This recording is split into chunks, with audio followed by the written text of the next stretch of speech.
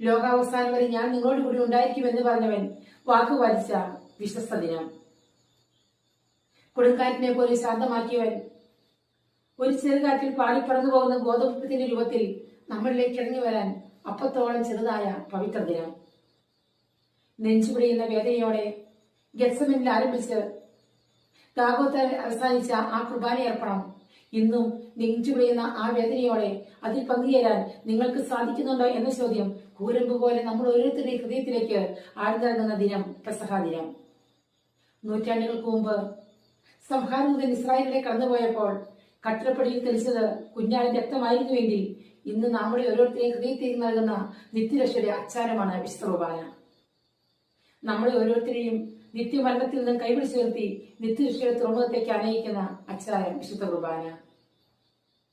ഇന്ന് പെസഹ തിരുനാള്.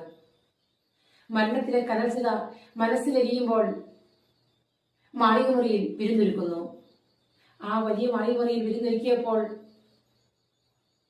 ക്രിസ്താനുഭവത്തെ ഒരപ്പത്തിന്റെ രൂപത്തിൽ ഒളിപ്പിച്ച രാത്രിയാണ് പെസഹ തിരുനാള്. ചതിയിൽ ചുംബനം ഗുരുവിന് സമാനമായി കൊടുത്ത ഒറ്റുകാരനും സ്നേഹത്തിന്റെ കനൽ കാസിയിൽ മുക്കിക്കൊടുക്കുന്നു. വിരുന്ന് വിളിച്ചവൻ വിളമ്പുകാരനായി വിളമ്പുകാരുടെ ഇടയിൽ വിരുന്നിന്റെ അപ്പമായി മുറിയപ്പെട്ടു. ഓരോ അപ്പം അൾത്താരിൽ മുറിയപ്പെടുമ്പോഴും ഹൃദയം ബലിക്കലായി തീരുന്നില്ല എങ്കിൽ ഒരു ആരാധനയും പൂർണ്ണമാവില്ല. എല്ലാവർക്കും പെസഹ തിരുനാൾ ആശംസകൾ. സ്തുതിയായിരിക്കട്ടെ.